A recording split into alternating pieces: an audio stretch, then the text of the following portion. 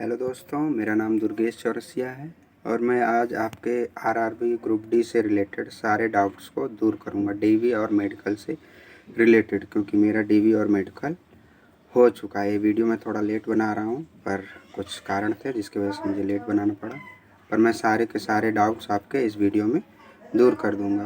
पहले हम बात करेंगे इस वीडियो में डीवी से रिलेटेड, डॉक्यूमेंट वेरिफिकेशन से रिलेटेड। वीडियो थोड़ी लंबी बन जाएगी, इसलिए मैं इसका सेकंड पार्ट, जिसमें मैं मेडिकल से रिलेटेड सारी चीज़ें बताऊंगा, उसमें डिस्कस कर लेंगे। और भी कोई क्वेरी आपकी रहेगी तो कमेंट सेक्शन में कमेंट करके आप मुझसे पूछ सकते हैं। मेरे चैनल के थ्रू जुड़ सकते हैं। फर्दर किसी भी इन्फॉर्मेशन के लिए, रेलवे से रिलेटेड कोई भी जानकारी जानने के लिए आप मेरे चैनल को सब्सक्राइब कर सकते हैं और मुझसे कोई भी चीज़ पूछ सकते हैं। तो चलिए शुरू करते हैं। पहले तो मेरा डॉक्यूमेंट वेरिफिकेशन डेट था 20 तारीख को, फरवरी में 2023 में, और मेरा जगह था डॉक्यूमेंट वेरिफिकेशन का मुरादाबाद। मुरादाबाद में सारी चीज़ें एक ही साथ थी। जंक्शन भी पास में ही था, जहाँ पे हमारा वेरिफिकेशन के लिए भेजा था वो भी पास में ही था, 1 किलोमीटर की दूरी में, और मेडिकल के लिए और रेलवे का अस्पताल भी पास में ही था। तो मैं सुबह की 19 तारीख की सुबह को 6 बजे, 6:30 बजे मेरी ट्रेन थी खलीलाबाद से। मैं खलीलाबाद का हूँ। मैंने ट्रेन पकड़ा, यहाँ से मैं लखनऊ गया, क्योंकि डायरेक्टली मेरे पास ट्रेन नहीं थी, क्योंकि वो सब वेटिंग में चल रहा था और मुझको सीट कंफर्म करके जाना था। तो मैंने यहाँ से बुक कर लिया था, लखनऊ एक्सप्रेस बुक कर लिया था, लखनऊ इंटरसिटी खलीलाबाद से। और मुझको वहाँ लखनऊ में करीब 11:30 बजे के करीब उसने छोड़ दिया था। 11:30 बजे के बाद मेरी ट्रेन थी 2:30 बजे के बाद। 2:30 बजे से राजरानी ट्रेन थी। मैंने राजरानी ट्रेन को पकड़ा। राजरानी ट्रेन मुझको करीब 9 बजे के करीब जंक्शन पे, मुरादाबाद जंक्शन पे छोड़ दिया। मुरादाबाद जंक्शन बहुत ही प्यारा जंक्शन है, बहुत ही अच्छा है। ए क्वालिटी का, ए लिस्टेड क्वालिटी का मुरादाबाद जंक्शन है। वहाँ से मैंने जब गेट से मैं निकला, जंक्शन के गेट से, तो सामने ही एक धर्मशाला था। मेरे मित्र वहाँ पे रुके हुए थे, तो मैंने उनके पास फ़ोन किया तो उन्होंने मुझे बुलाया और वहाँ पे मैंने एक रूम ले लिया 170 रुपये का। 24 घंटे के लिए उन्होंने दिया था, 170 रुपये का। और नेक्स्ट डे यानी 20 तारीख को, 20 फरवरी को मेरा डॉक्यूमेंट वेरिफिकेशन था करीब 11:30 बजे। तो मैं सुबह नाश्ता वास्ता करके करीब 10:30 बजे के करीब चला गया मैं वहाँ पर सेंटर पर अपने दोस्त के साथ। वहाँ पे हमने वेट किया। करीब 12 बजे के बाद हमें एंट्री मिली, क्योंकि हमसे पहले 8:30 बजे वाले बैच का चल रहा था। तो हमारे बैच में करीब उन्होंने 100 बच्चों को बुलाया था। करीब 100 बच्चों को बुलाया था। 100 नहीं, पूरे दिन में शायद 100 बच्चों को बुलाया था और कोई भी एब्सेंट नहीं था। तो 12:30 बजे के करीब उन्होंने हमको बुलाया और हमको एक सीरियल नंबर दिया। मेरा सीरियल नंबर था 479 और सबको अपना सीरियल नंबर याद रखना था। वहाँ के बाद से उन्होंने हमें ग्रुप्स में बांट दिया, करीब 25-25 के ग्रुप में बांट दिया और सबको एक एक कमरे में बैठा दिया और वहाँ से एक एक करके सबको बुलाया जा रहा था। तो हम जिस कमरे में बैठे थे, वहाँ पे थोड़ी देर बाद 2 लोग आए, स्टाफ के ही आए और काफ़ी अच्छे थे। स्टाफ बहुत ही, एक चीज़ तो बोलना पड़ेगा कि स्टाफ बहुत ही अच्छा था, बहुत ही कोऑपरेटिव था, बहुत ही मजाकिया था। ऐसा लग रहा था कि घर के ही किसी मेंबर से हम लोग बात कर रहे हैं। कोई भी जानकारी होती थी, जितनी भी बार जानकारी आपको पता करनी है, वो सारी की सारी चीज़ें अच्छे से बता रहे थे। तो उन्होंने बताया फ़ोटो आपके पास करीब 12 फ़ोटो होने चाहिए, पुराना हो या नया हो, पर सभी एक तरीके के होने चाहिए, क्योंकि 6 फ़ोटो तो डीवी कमेटी के सामने आपके लगने थे, एक एडमिट कार्ड पे लगना था और 2 फ़ोटो वो लगवाते मेडिकल मेमो के लिए। फिर अगले दिन जब मेडिकल के लिए आप जाओगे तो 2 फ़ोटो वहाँ भी लगता। तो कुल ले दे करके आपको 12 फ़ोटो कम से कम रखने थे। और उन्होंने बोला था कि बैकग्राउंड वाइट रहे। शुरू में तो उन्होंने ये बोला, पर बाद में उन्होंने कोई सा भी बैकग्राउंड वाला फ़ोटो ले लिया। कई बच्चों के पास नहीं था तो परेशान हो रहे थे, तो उन्होंने तुरंत ही फ़ोटोग्राफ़र को बुला कर उनका फ़ोटो खिंचवा दिया और किसी को भी कोई परेशानी नहीं हुई। वहाँ के बाद से हमें ले जाया गया रूम में, जहाँ पे हमको फॉर्म दिए गए। 3 फॉर्म हमको दिए गए, form A, form B, form C. Form A में पीईटी और सीबीटी से रिलेटेड हमारे बायोमेट्रिक होने थे। वहाँ पे 2 कंप्यूटर लिए स्टाफ के लोग बैठे हुए थे, जो बारी बारी से सीरियल वाइज सभी को बुला रहे थे, उनका नाम लेकर के बुला रहे थे और उनका बायोमेट्रिक ले रहे थे। बायोमेट्रिक लेने के बाद फॉर्म भी था। फॉर्म भी में आपको कुछ नहीं करना था, सिंपली हमको हिंदी और इंग्लिश में एक घोषणा पत्र लिखना था कि वही कि हमसे कोई भी गलती होती है तो हमारी जिम्मेदारी है, यही सबसे रिलेटेड।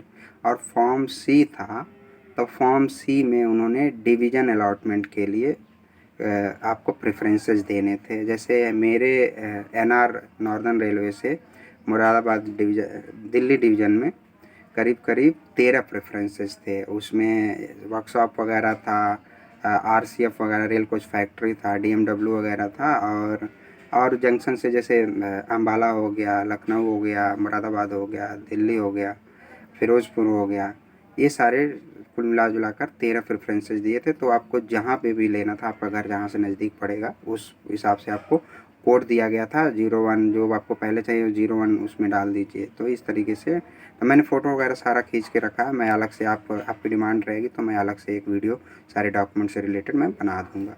जैसा भी होगा आप कमेंट में बता देना। तो वो फॉर्म होने के बाद हमसे पैसे लिए गए, 24 रुपये लिए गए मेडिकल मेमो बनवाने के लिए। सभी ने 24 रुपये दिए। जिसके पास खुले थे उन्होंने खुले दिए, जिनके पास नहीं थे तो कोई इशू नहीं था, वो खुले कर दे रहे थे। डरने की कोई बात नहीं, बहुत ही कोऑपरेटिव स्टाफ था। वहाँ से हमारा पैसा जमा हो गया। इतना होने के बाद हमारा वो करीब करीब बज गया 2:30-3 बज गया। 2:30-3 बजे उन्होंने क्या किया, 2:30 बज गया, 2:30 बजे उन्होंने लंच कर दिया। उन्होंने बोला कि अब जाओ आप सारे डॉक्यूमेंट वगैरह अपने बैग वगैरह इसी रूम में रख दो, और उन्होंने लॉक लगा दिया और कहा कि अब जाओ, ऐसा 45 मिनट बाद आप आना और अभी आप जाओ खाना वाना खा लो। और क्योंकि वहाँ के स्टाफ का भी हो गया लंच हो गया था तो सब लोग खा रहे थे, तो हम लोग वापस चले गए। मैं तो जहाँ रुका था वहाँ पे वापस चला गया, क्योंकि 10 रुपये का ऑटो करके तुरंत जाना था। मैं गया वहाँ पे, अच्छे से एक शर्मा जी का होटल ही था, बट वो बहुत ही अच्छा देते थे। 120 रुपये में थाली देते थे और एक नंबर थाली था, उसमें पूरा पेट भी भर जाता था और उनका खाना भी गरम गरम रहता था और टेस्टी रहता था। तो उससे भी रिलेटेड रुकने और खाने से रिलेटेड भी चीज़ें अगर आप पूछोगे तो मैं अलग से बना दूँगा। उसके बाद हम वापस आ गए, करीब हम लोग 3 बजे वापस आ गए। 3 बजे आ गए, बट स्टाफ अभी भी लंच कर रहा था। 3:30 बजे के करीब उन्होंने फिर से हमें बुलाया। तो हमें बुलाने के बाद उन्होंने एक सेकेंडरी डीवी पैनल के सामने हमें बारी बारी से बुलाया जा रहा था। जब बारी बारी से हमें बुलाया जा रहा था तो सब बच्चे अपना अपना डॉक्यूमेंट वगैरह लेके उनके सामने जा रहे थे। 5-6 लोग बैठे हुए थे। 5-6 लोग क्या कर रहे थे, सबका डॉक्यूमेंट वगैरह कलेक्ट कर रहे थे। और 2-3 मैम बैठी हुई थी, बहुत ही हंसमुख थी, बहुत ही अच्छी, बहुत प्यारी थी। सब बहुत अच्छे से बच्चों से कोऑपरेट कर रही थी। वो कट मार्क वगैरह पूछ रहे थे। तो पहले हमें डॉक्यूमेंट वगैरह सबमिट करके उसके बाद उनके पास जाना था। तो डॉक्यूमेंट से रिलेटेड मैं और भी चीज़ें थोड़ा डिटेल में बताना चाहूँगा, क्योंकि बच्चों का यहाँ से रिलेटेड बहुत सारा प्रॉब्लम रहता है। आपको डरने की कोई बात नहीं, मैं सारी चीज़ें आपको बताता हूँ। तो जब मेरी बारी आई 479, तो मैं गया। तो मुझसे रिलेटेड बहुत सारी प्रॉब्लम थी। मैं क्या बताऊँ आपको, मैंने नाम भी चेंज करवा रखा था, स्पेलिंग मिस्टेक था मेरा हाई स्कूल के मार्कशीट में।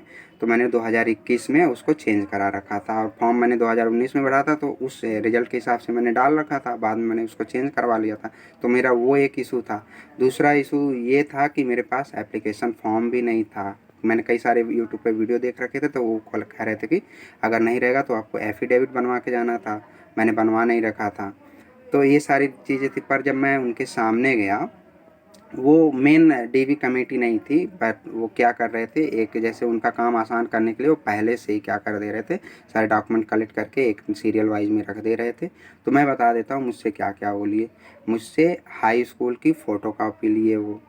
उसके बाद मुझसे ओबीसी सर्टिफिकेट लिया उन्होंने। ओबीसी सर्टिफिकेट मैंने बनवा रखा था, एक तो सेंट्रल का नया ही मैंने बनवा रखा था। फिर उसी के बेसिस पे मैंने रेलवे का फॉर्मेट भी बनवा रखा था, जिस पे मैंने डीएम लेवल का हस्ताक्षर करवा रखा था।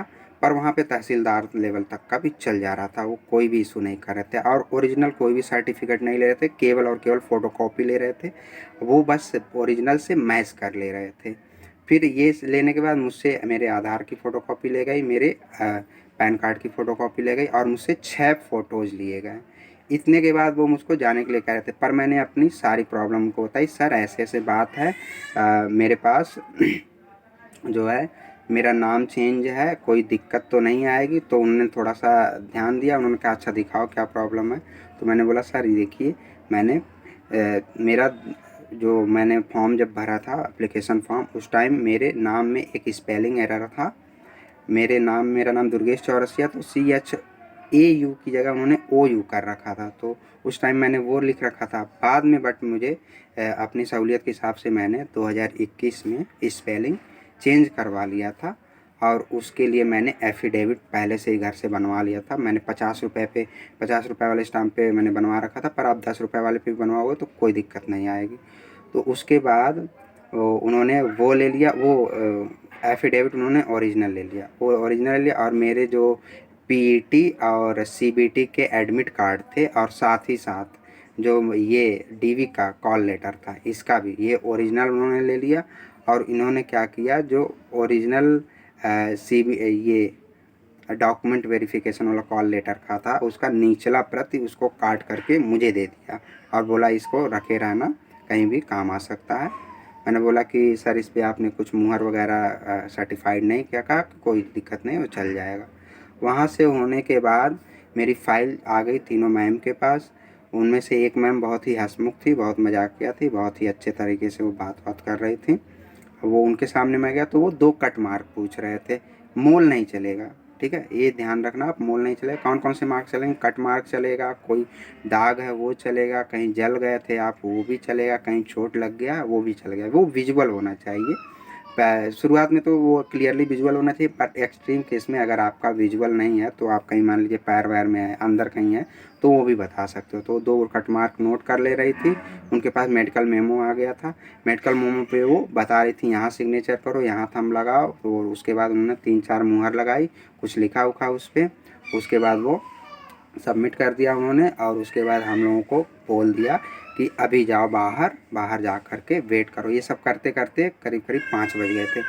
5 बज गए थे, उन्होंने कहा कि बाहर जाओ वेट करो, अभी सबको बताया जाएगा। तो हम गए वेट करने। अब वेट करने हम गए तो करीब करीब हम लोगों को 1 घंटे वेट करना पड़ा। 1 घंटे वेट करने के बाद उन्होंने सभी लोगों को एक साथ बुलाया और सबका नाम ले कर के, सबका सीरियल नंबर ले कर के उनको उनका मेडिकल मेमो दे दिया गया। और जो नहीं, 1 मिनट, मैंने थोड़ी सी आपको जल्दी बता दी। जब वो कट मार्क वगैरह हो गया तो मेरा जो फाइल था रेडी था, उस फाइल को जो है ओरिजिनल DV कमेटी के सामने प्रस्तुत किया गया और मुझको बुलाया गया। तो ये सब चीज़ें साथ साथ हो रही थी। मुझको बुलाया गया। जब मुझको बुलाया गया तो वहाँ पे उन्होंने एक बार और अच्छे से, बहुत अच्छे से, बाकायदे से, क्योंकि वो ओरिजिनल थे, बहुत ही सीरियस थे, वो फालतू चीज़ें नहीं पूछ रहे। उन्होंने मुझसे पूछा कि ये सिग्नेचर आपका? मैंने बोला हाँ। तो उन्होंने बोला आप श्योर हो? मैंने बोला हाँ। उन्होंने बोला कि ठीक है, एक बार फिर से करके दिखाओ। तो एक जगह उन्होंने और सिग्नेचर कराया और मेरा थंब लिया। उसके बाद उन्होंने मेरे सारे ओरिजिनल डॉक्यूमेंट चेक किए। मेरे 10th के मार्कशीट का उन्होंने ओरिजिनल चेक किया, नाम वगैरह मैच कराया। और वो मेरा जो एफिडेविट था वो भी ध्यान से उन्होंने पढ़ा, 5-6 लाइन पढ़ा कि क्या दिक्कत है उसमें, वो पढ़ा उन्होंने। उसके बाद मेरा OBC वाला जो रेलवे फॉर्मेट का मैंने बनवाया था, वो चेक किया, ओरिजिनल चेक किया, सारा उनके पास फ़ोटोकॉपी था। और ये सब करने के बाद उन्होंने मेरा फाइल अच्छे से बनाया, रख लिया और कहा कि अब आप जाओ और वेट करो। वेट करने के बाद करीब 6 बजे के करीब हम सभी को बुलाया गया और एक एक करके सबका मेडिकल मेमो दे दिया। मेडिकल मेमो कैसा दिखता है, मैंने फ़ोटो खींच करके रख रखा है। उन्होंने बोला, एक चीज़ हमको बोला कि ये चीज़ आपका बहुत ही इम्पोर्टेंट है, इसको गुम मत कर देना, कट फट मत मार देना, क्योंकि ये ज़िंदगी में एक ही बार बनेगा। दोबारा बनवाने के लिए आपको फिर से शुरू से प्रोसेस करना पड़ेगा, वैकेंसी आएगी, पेपर देना पड़ेगा, ये सारी चीज़ करनी पड़ेगी, तभी इस तरीके का दोबारा आपको मेडिकल मेमो बनेगा। ये ज़िंदगी में एक ही बार बनती है और ये आपकी बीवी से भी ज़्यादा ज़रूरी है, इसको बहुत संभाल के रखना, कल तक संभाल के रखना। और उन्होंने बोला कि इसको जा करके 2-3 इसकी फ़ोटोकॉपी निकाल लेना आगे पीछे दोनों से, और वहाँ पीछे टिकट भी लगा हुआ था मेडिकल के का, तो वो भी करवा लेना फ़ोटोकॉपी। हम सब लोग गए, करवा लिया उसको। और ये सब करते करते रात के करीब 9 बज गए थे। और मैंने जिस जगह रुका था धर्मशाला पे, वहाँ पे उन्होंने 10 बजे बंद कर देना था गेट। तो हम लोग गए, हम लोग कहें कि ऐसी ऐसी बात है, हम लोग को थोड़ा लेट हो जाएगा। तो उन्होंने कहा ठीक है, जाओ जल्दी कर लो, और हो सके मैं आधा घंटा और एक्स्ट्रा खोल रखूँगा, क्योंकि तुम लोगों की जेन्युइन प्रॉब्लम है। तो हम लोग फिर से गए, खाना वाना खा लिया और वहीं शर्मा वाले पे गए हम। वहाँ पे मद्धेसिया कह रहे हैं, एक माहेश्वरी करके था, वो उसकी सर्विस बहुत ही गंदी थी, वहाँ पे मत जाना वाना। उसके बगल में एक शर्मा करके था, वो बहुत अच्छा बना रहा था और उसकी सर्विस भी अच्छी थी, उससे जितनी बार सलाद वगैरह मांगो उस भी दे रहा था और फटाफट सर्विस भी दे रहा था, कोई दिक्कत नहीं थी। 120 रुपये में पेट भर के जम के खाया हमने, मज़ा आ गया। उसके बाद मैं रूम पर गया और थोड़ा मैं सोने की कोशिश कर रहा था, सो नहीं पा रहा था, पर एक टाइम के बाद 11-12 बजे के बाद मुझे ऑटोमेटिक नींद आ गया। उसके अगले दिन 8:45 पे हमको रेलवे हॉस्पिटल पे बुलाया गया था और उससे रिलेटेड वीडियो मैं अलग से एक बना दूंगा, क्योंकि ये वीडियो लंबी हो रही है। और कोई भी क्वेरी हो, कोई भी क्वेश्चन हो, आप कमेंट सेक्शन में मुझसे पूछ सकते हैं, रेलवे से रिलेटेड, रेलवे ग्रुप डी से रिलेटेड सारी की सारी चीज़ें। मैंने कैसे फिजिकल दिया था, मेरा पेपर कैसे हुआ था, प्रिपरेशन कैसे हुआ था, सारी चीज़ें मैं बता दूंगा। पर सारी चीज़ें मैं आपके क्वेरी पे भी बताऊंगा। तो कोई भी दिक्कत हो आप मुझे मेरे कमेंट सेक्शन में वो चीज़ें पूछ सकते हैं। और फ्यूचर अपडेट के लिए मेरे चैनल को भी सब्सक्राइब कर सकते हैं, आप लोगों की ज़रूरत है, क्योंकि अब हम एक कम्युनिटी बनने जा रहे हैं और रेलवे से रिलेटेड सारी चीज़ें मैं आपको बताता रहूँगा। तब तक के लिए अपना ख्याल रखिए और परेशान होने वाली कोई बात नहीं। स्टाफ बहुत ही ज़्यादा कोऑपरेटिव है, कोई भी चीटिंग नहीं हो रही है, कोई भी किसी के साथ नाइंसाफ़ी नहीं हो रही थी, सभी की बातें सुनी जा रही हैं। कोई किसी का जेन्युइन प्रॉब्लम है तो उससे भी रिलेटेड सारी चीज़ें बताई जा रही हैं कि क्या है सलूशन। परेशान होने वाली कोई भी बात नहीं और किसी को भी वापस नहीं किया जा रहा है, किसी को भी निकाला नहीं जा रहा है। तब तक मैं मिलता हूँ नेक्स्ट वीडियो में, तब तक के लिए अपना ख्याल रखिए। चलिए बाय।